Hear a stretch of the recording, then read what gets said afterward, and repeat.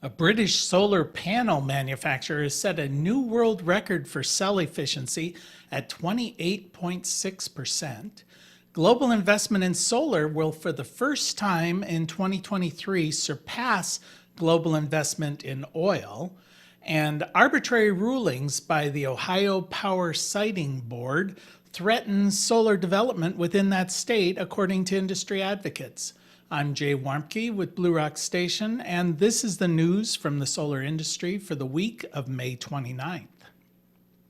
So a British firm, Oxford PV, which is a spin-off from Oxford University, has set a new world record for efficiency for solar panels. That is 28.6%. This is a tandem solar panel or solar cell that takes perovskite and places it on top of a silicon wafer. Normally, silicon solar panels get an efficiency of between 20 and 24%. They do plan on targeting efficiencies as high as 30% within the next 2 years. Global investment in solar will, for the first time, surpass the global investment in oil, according to the IEA, the International Energy Agency. Now, they expect that there will be about $380 billion invested in solar, which will be more than the investment in oil. And when you look at renewables as a whole versus fossil fuels, they anticipate $1.7 trillion of investment in renewable versus about $1 trillion in fossil fuels.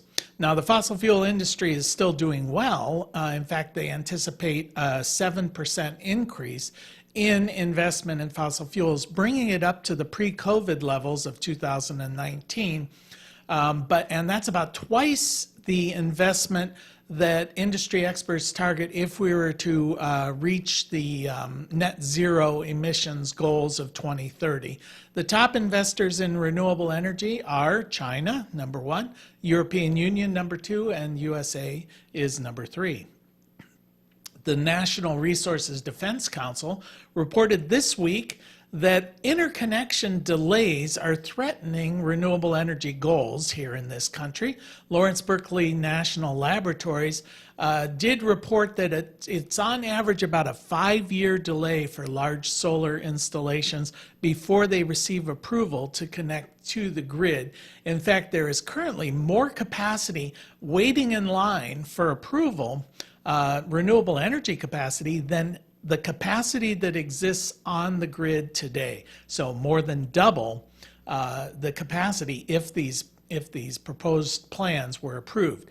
The problem is there are a number of regional, state, local, utility rules, all of which conflict, and it tends to be a moving target, so there is a need for widespread interconnection upgrading of the system.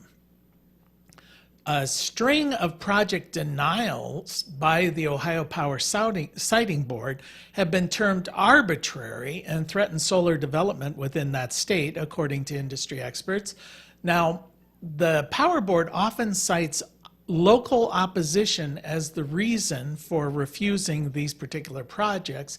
Solar advocates say, all right, well then why are not the same guidelines applied to fossil fuel projects?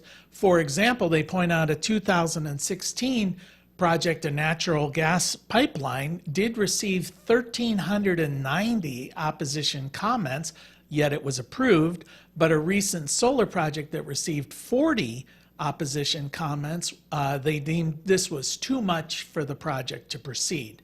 There are a number of groups out there that are creating opposition to the large-scale solar.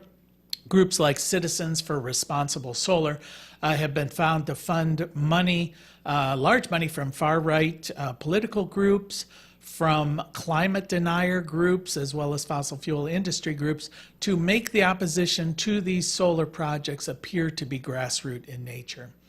Siemens Company, a German electronics firm, has opened up their second EV charging station factory in Texas.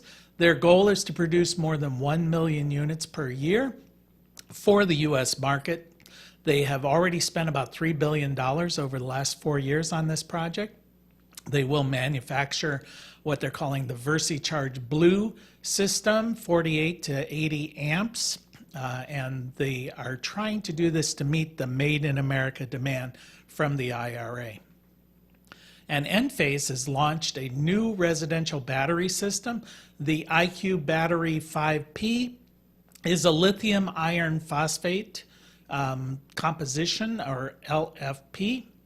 It comes in 3.84 or 7.68 kW, 15-year warranty, integrated controls, looking for shipping in the last quarter of this year. And that's the news from the solar industry for this week. We'll see you next week.